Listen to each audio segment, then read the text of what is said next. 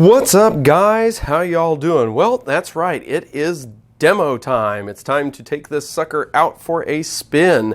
All right, so we've got her all hooked up. I wanted to get a shot back here of the grow lights. I got grow lights set up. I got the old power supply right here all set up, set to 5 volts.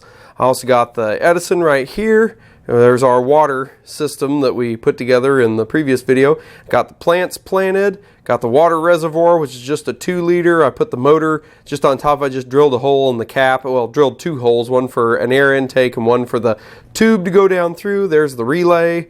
That's just kind of a rough setup. I was going to make it look all nice and put it on a board or whatever, but just time's starting to get away from me, so I better get you guys a demo out showing you that it does work. So now that we've seen the overview, I'm going to reset the camera here in just a second, and we're going to check it out from a top-down view so you can see the screen. Okay guys, so we got this thing all hooked up and powered up. Got the grow lights on, all that jazz.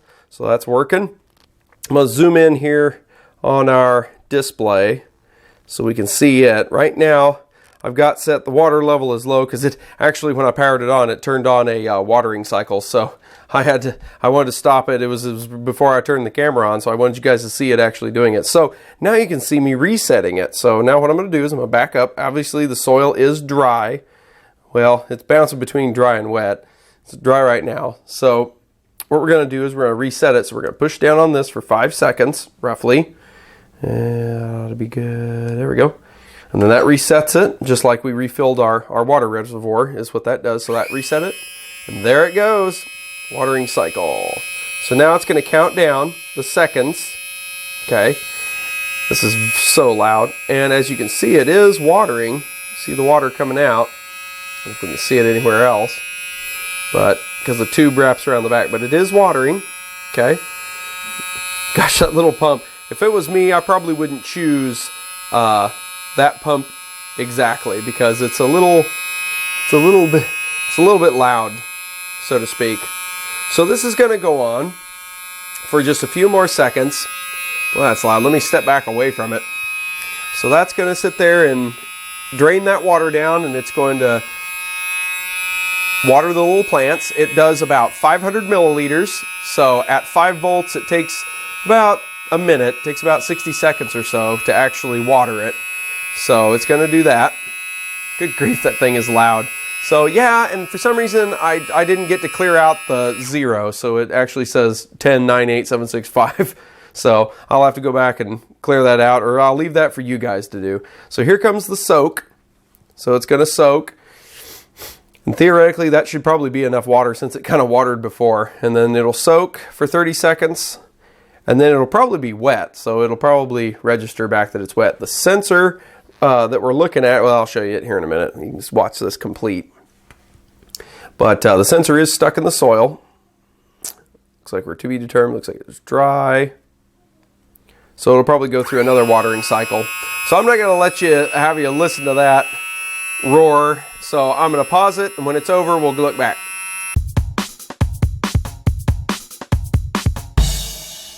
Okay, it just finished its soak, and so now our water or our soil is wet. Our water level is still okay, and where it's actually getting that sensor, if I can get it over there, if you can see it, you can see that sensor is embedded down in there. Ooh, it got blurry, but that's where it is. It's embedded right there, right next to the base of one of the guys. It's right in between the basil and the cilantro. So that is pretty much it, guys. That's it working.